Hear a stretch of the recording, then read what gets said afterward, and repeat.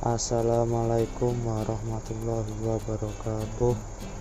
Perkenalkan, nama saya Fatur Rahman Juliansyah dengan NPM 20.504.0051 dari Teknik 1B Informatika S1 Universitas Muhammadiyah Magelang. Di sini saya akan menjelaskan komponen CPU berikut fungsi-fungsinya. Casing, bagian komputer yang pertama akan saya jelaskan adalah casing. Casing merupakan salah satu perangkat keras yang berguna sebagai rumah dari seluruh perangkat yang ada di dalam komputer. Fungsi casing juga untuk melindungi perangkat di dalamnya agar tidak terkena debu maupun kotoran. Beberapa perangkat yang ada di dalam casing seperti motherboard, RAM, prosesor, power supply, dan lain sebagainya. Umumnya casing memiliki bentuk kotak dengan lebar kurang lebih 30 sampai dengan 40 cm. Untuk panjangnya sendiri mencapai 50 sampai dengan 60 cm. Namun juga ada casing yang menjadi satu dengan monitor sehingga memang bentuk casing bermacam-macam. Yang kedua, motherboard. Motherboard atau yang juga dinamakan sebagai mainboard merupakan bagian penting di dalam komputer. Jika casing merupakan rumah dari semua perangkat keras yang ada di dalam komputer, namun motherboard merupakan rumah untuk beberapa perangkat inti di dalam komputer dan menjadi sebuah wadah dan jalur. Beberapa hardware yang ada di dalam motherboard seperti RAM, prosesor, heatsink, dan lain sebagainya. Sebagai komponen yang terpasang di dalam motherboard memang memiliki peran penting sehingga ketika salah satu mengalami masalah, maka komputer tersebut hampir bisa dipastikan tidak akan bisa berjalan dengan baik. Yang ketiga, prosesor adalah komponen komputer yang merupakan sebagai otak yang menjalankan proses dan mengendali kerja komputer dengan bekerja sama perangkat komputer lainnya. Satuan kecepatan dalam prosesor adalah megahertz dan gigahertz. Dengan semakin besar kecepatan suatu prosesor, maka akan semakin cepat kinerja komputer saat melakukan proses.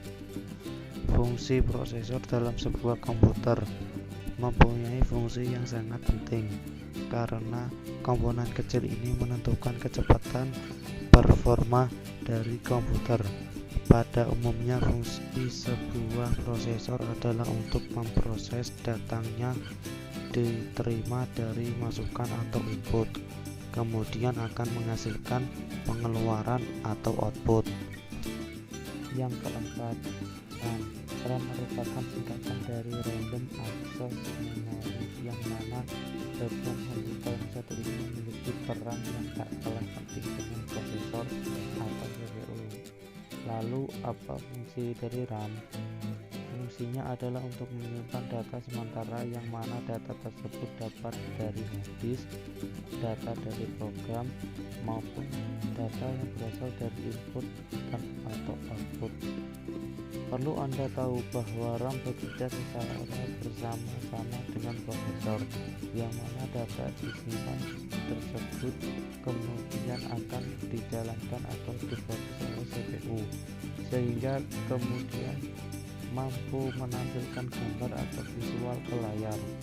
Ada banyak kapasitas RAM yang tersedia dan semakin lama kapasitas RAM juga sudah semakin meningkat. Yang kelima adalah VGA card. VGA atau video grafis array adalah nama lain dari kartu grafis. Kartu grafis ini merupakan media penyimpanan grafis yang mana ia menerima perintah dari prosesor untuk memproses data yang kemudian ditampilkan dalam bentuk visual. Yang keenam adalah CPU fan. Fungsi utama dari kipas fan CPU adalah menjaga agar CPU tetap dalam suhu yang masih dapat ditolerir. oleh CPU tersebut, tetapi fungsi itu dapat terganggu oleh debu yang menempel pada baling-baling kipas pendingin CPU.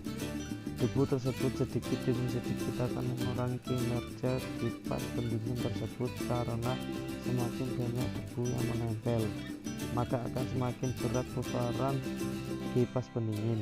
Oleh karena itu, diperlukan perawatan secara rutin untuk membersihkan debu yang menempel pada kipas pendingin CPU. Yang ketujuh adalah LAN atau Wi-Fi card. Kedua hardware komputer ini berguna untuk menghubungkan antara komputer ke sambungan LAN atau Wi-Fi. Yang kedelapan, sound card. Sound card juga merupakan bagian komputer yang digunakan untuk menampilkan output berupa suara. Sound card memiliki beragam bentuk dan merek. Sound ini juga termasuk bagian eksternal sehingga meskipun tidak dipasang di komputer tetap bisa berfungsi dengan baik. Yang kesembilan, hard disk. Hard disk yaitu suatu perangkat keras komputer yang mempunyai fungsi untuk media penyimpanan. Dalam sebuah hard disk terdapat lebih dari satu piringan yang berfungsi untuk memperbesar kapasitas data yang bisa ditampung oleh hard disk tersebut. Fungsinya menyimpan data secara permanen. Hal itu berarti data akan tetap ada meski komputer mati, kecuali Anda menghapus atau data file terkena virus. Yang ke-10, CD atau DVD-ROM. Pada perangkat komputer modern ada bagian komputer CD atau DVD-ROM yang digunakan untuk membaca kepingan CD atau DVD. Perangkat ini berbentuk persegi panjang dengan lubang di tengah yang bisa dipakai untuk mendeteksi kepingan CD atau DVD dengan metode optik. Yang ke-11, power supply. Power supply adalah bagian yang juga memiliki pengaruh besar terhadap jalannya komputer. Sama halnya dengan namanya, PSU atau power supply berfungsi sebagai tempat atau wadah penerima daya listrik ketika komputer Anda pertama kali dicolokkan. Kebutuhan power supply juga tergantung kebutuhan komputer itu sendiri. Jika Anda menginginkan komputer gaming, maka power supply yang Anda gunakan sudah tentu berbeda dengan power supply untuk kebutuhan mengetik atau mengerjakan tugas. Yang ke-12, niche card. Niche card yaitu sebuah kartu yang mempunyai fungsi untuk menghubungkan komputer ke dalam sebuah jaringan internet. Yang ke-13, heatsink fan. Heatsink fan adalah alat yang berfungsi sebagai pendingin komponen penting dalam rangkaian elektronika seperti chipset, IC, dan prosesor dengan cara memindahkan panas dari IC atau prosesor ke heatsink itu sendiri. Yang ke-14, baterai CMOS. BIOS atau sering disebut juga dengan CMOS singkatan dari Complementary Metal Oxide Semiconductor. Dari bentuknya sudah kelihatan ia merupakan komponen berbentuk IC, Integrated Circuit, yang fungsinya menampung settingan BIOS dan dapat menyimpan settingannya selama baterai yang mendayainya masih bagus. Yang ke-15, ATX Power Connector 20 pin plus 4 pin. Pin konektor digunakan untuk menghubungkan power supply unit PSU ke motherboard. Versi lama dari ATX motherboard masih menggunakan ATX 20 pin konektor. Jika kita menggunakan motherboard yang terbaru sudah membutuhkan ATX 24 pin konektor. Konektor ini terdiri dari dua bagian. Bagian pertama berjumlah 20 pin dan bagian kedua 4 pin. Jika kita menggunakan motherboard yang baru, maka gabungan antara 20 plus 4 pin konektornya. Demikian yang bisa saya sampaikan. Bila ada salah kata, mohon dimaafkan. Wassalamualaikum warahmatullahi wabarakatuh.